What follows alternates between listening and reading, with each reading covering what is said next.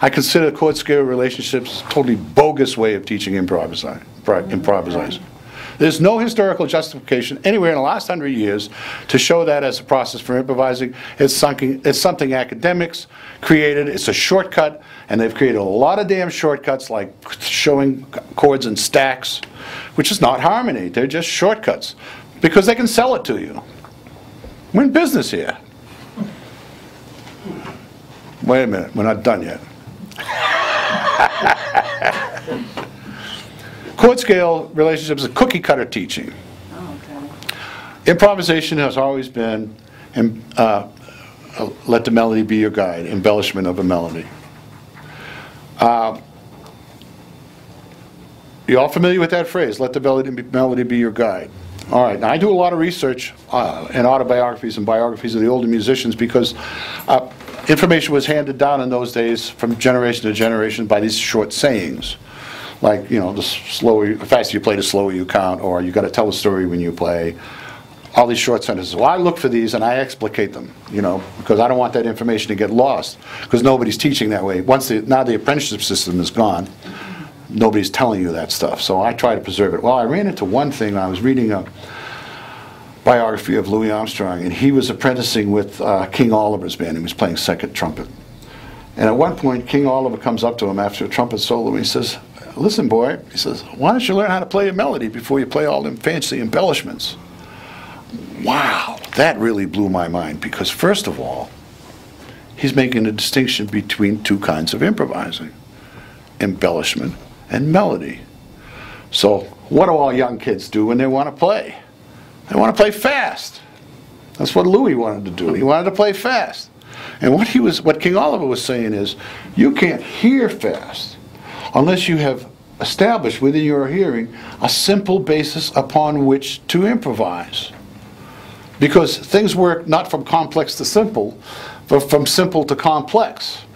In other words, if you haven't established a firm foundation in your ears for hearing simple melodies, what makes you think you can do faster, more complex melodies successfully?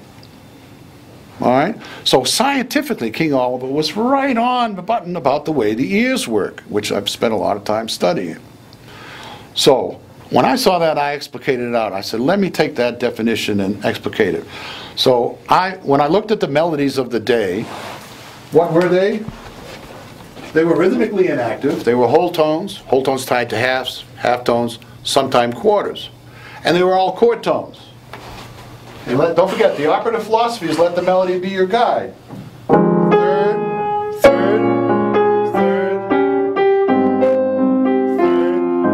third,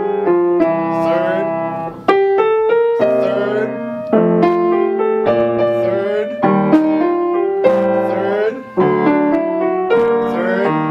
All right, quarter notes, whole notes. 1, 2, 3, 4, whole notes, quarters, whole notes.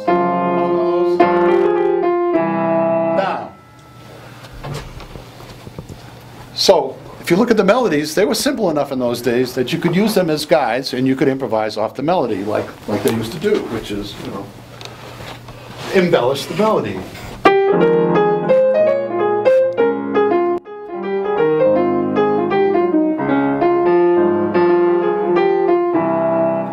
All right, improvise all around all the thirds. So, embellishment then, so melodic improvising is chord tone improvising, rhythmically inactive. Embellishment is non-chord tone improvising and rhythmically active. Eighth notes, sixteenths, triplets, you dig? So, if you can't improvise using chord tone melodies, and I don't mean in a mechanical way, in a melodic way, you can't improvise faster.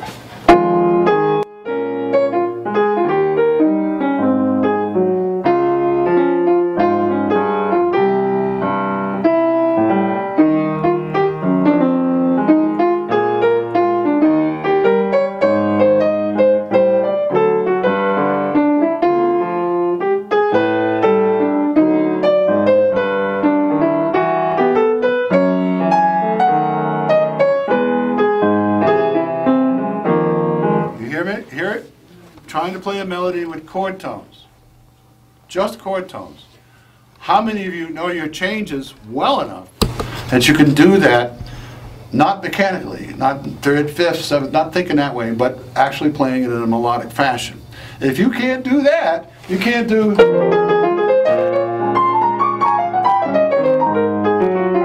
Which is the same thing I did. I embellished the same melody notes as the song. Let the melody be your guide. So that's the first step. Improvising slowly. Everybody wants to be fast. Everybody thinks faster notes are more important notes.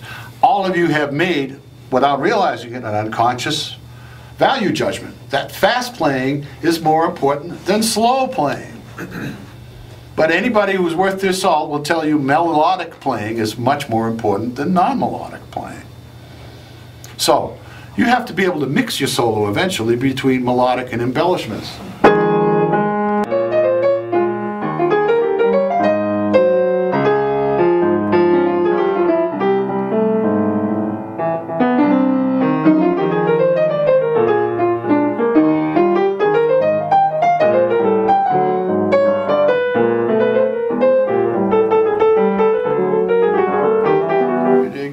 Possibly be melodic without learning how to improvise with chord tones. So now all of a sudden we have tunes like Ornithology and Donna Lee, where the melodies themselves are embellishments. What the hell happened to let the melody be your guide?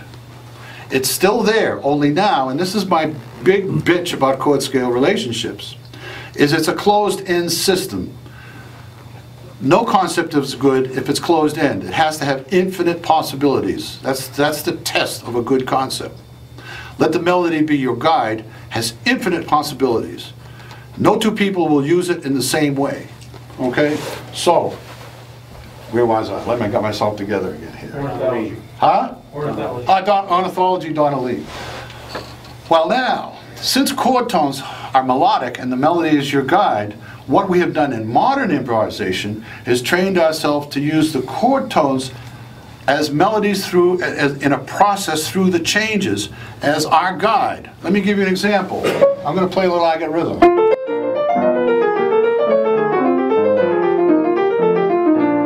Now that sounds like a steady eighth note line. It's not. It's an illusion. Because it's difficult to hear a whole line of eighth notes in advance, and it's just as hard to hear it from note to note.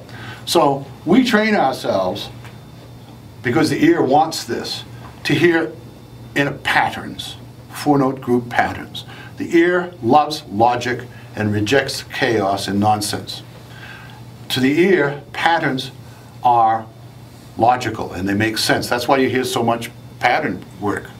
And one of the things you're trying to develop is patterned hearing. Okay, so what I have done is put together a series of four-note groups that I've smoothed out to sound like a long line. First group, second group.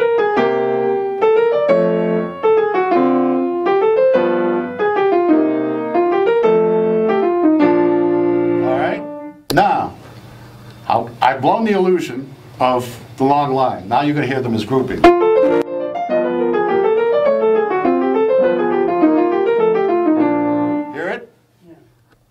Right? It's an illusion. It just so happens that the last note of each one of those groupings is on a 1-3-5 7 of a chord or 1-3-5 of a superimposed triad. So the last notes are the melody I'm going to.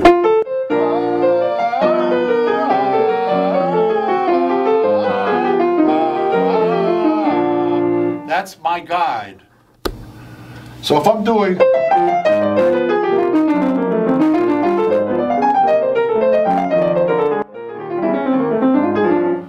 every last note of each one of those four-note groups is a chord tone.